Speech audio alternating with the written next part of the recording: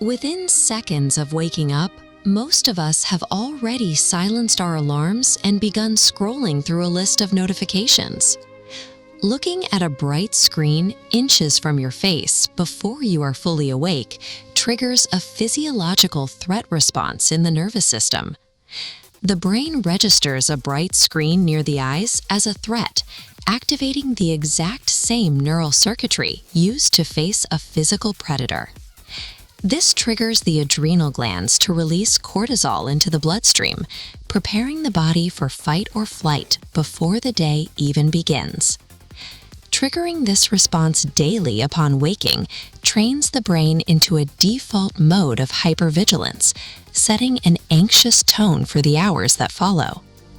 This routine morning habit initiates a daily cycle of stress-induced rewiring that can eventually alter the brain's physical architecture. That cycle continues throughout the workday as we toggle between digital workspaces, incoming emails, and social media pings. This constant contact switching creates cognitive overload. It exhausts the prefrontal cortex, the part of the brain responsible for deep concentration, problem-solving, and decision-making. Researchers at Harvard Medical School have identified how this state of digital exhaustion activates the brain's dopaminergic reward pathways. Most apps utilize a variable reward system, providing unpredictable spikes of information or social validation. This is the same psychological mechanism used to hook players at a casino slot machine.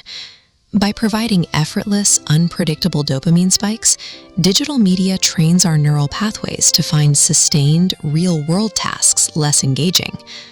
Mental health experts describe passive screen time as digital sugar. It provides immediate gratification, but lacks the nutrition required for healthy brain function. Research has shown that chronic excessive usage can cause a thinning of the cerebral cortex and a reduction in gray matter volume, the tissue essential for memory and emotional regulation. This physical tissue loss directly impacts the brain's capacity to process information and maintain emotional stability.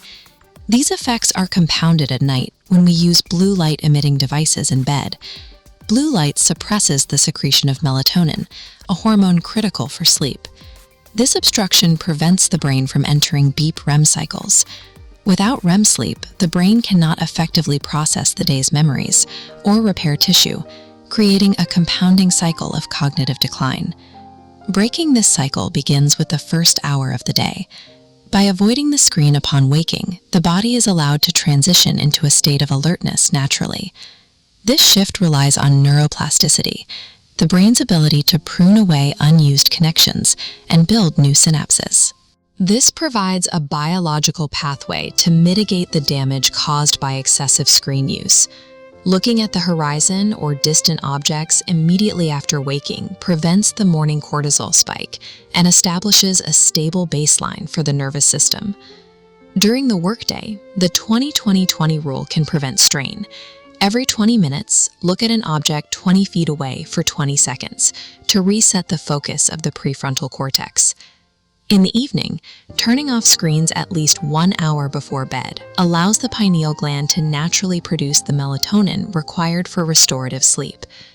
Replacing passive digital consumption with cognitive nutrition, such as physical exercise, reading a book, or face-to-face social engagement, provides the brain with the stimulation it needs to remain healthy.